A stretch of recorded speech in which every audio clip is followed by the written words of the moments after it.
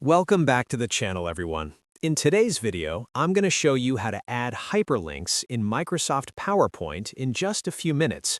Hyperlinks are a simple but powerful way to make your slides interactive by connecting to websites, files, email addresses, or even other slides in your presentation. If you find this tutorial helpful, don't forget to like the video and subscribe for more quick and practical guides. Now let's get started. First, open the Microsoft PowerPoint application on your computer. You can launch it from the Start menu on Windows or the Applications folder on a Mac. Once the program opens, locate the presentation you want to edit. You can select it from your recent files list or click Open to browse your device and choose the correct file. Highlight the text by clicking and dragging over it, or simply click once on the object to select it.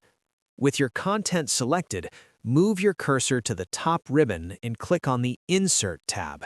The Insert tab contains various tools that allow you to add elements such as pictures, icons, charts, and links to your slide.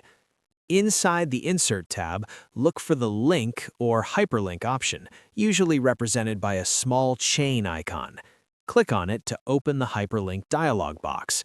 A new window will appear, giving you several options. Enter the appropriate link information in the provided field. Double-check the spelling of any web addresses to ensure they work correctly. Once everything looks good, click OK to apply the hyperlink. You'll now notice that your selected text or object appears formatted as a link, typically underlined or colored differently. During slideshow mode, you or your audience can click it to activate the connection.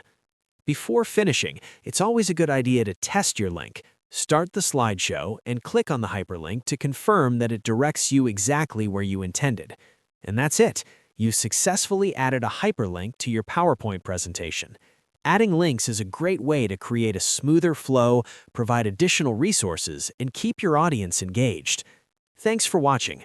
If this video helped you, be sure to like, subscribe, and turn on notifications for more helpful tutorials. Happy presenting, and I'll see you in the next video.